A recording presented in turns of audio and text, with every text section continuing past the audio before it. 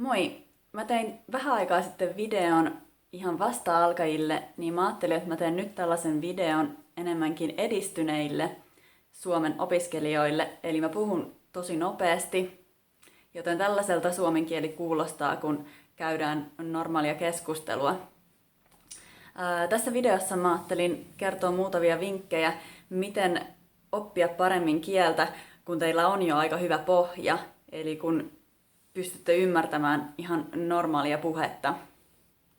Ensimmäinen vinkki on se, mitä mä oon itsekin tehnyt, niin ettikää YouTubesta jotain sellaisia kanavia, joissa suomalainen puhuu jostakin aiheesta, mistä te olette kiinnostuneita.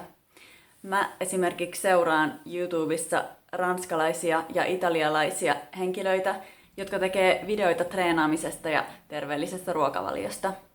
Ja vaikka aluksi tuntuisikin vaikealta ymmärtää sitä puhetta ilman tekstityksiä, niin kun te totutte siihen henkilöön ja sen tapaan puhua, niin pikkuhiljaa ehkä alatte myös ymmärtää, mitä se puhuu. Ja varsinkin jos seuraatte samasta aiheesta olevia videoita, niin sitten teille karttuu just sitä sellaista sanastoa.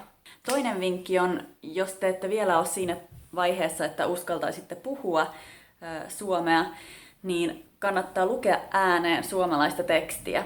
Ihan vaan yksin kotona googlata jotain suomalaisia uutisia ja lukea ääneen ja yrittää ääntää sillä tavalla, miten te olette oppinut näiden videoiden kautta. Ja sitten seuraava vaihe on vaan puhua. Vaikka kuinka tuntuisi vaikealta ja sä tiedät, että sä teet paljon virheitä, niin puhu. Ei ole väliä, vaikka tekisit kuinka monta virhettä, koska jos sä puhut jonkun kanssa, niin se toinen vaan haluaa ymmärtää sua.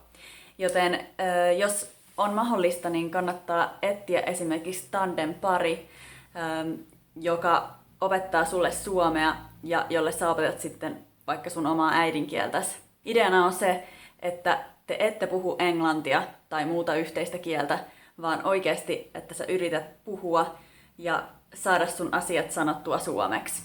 Jopa 1 tai 2 tällaista tapaamista viikossa niin auttaa tosi paljon sen puheen kehittämisessä ja ihan muutaman viikon päästä varmasti huomaat, että puhuminen alkaa olla paljon helpompaa.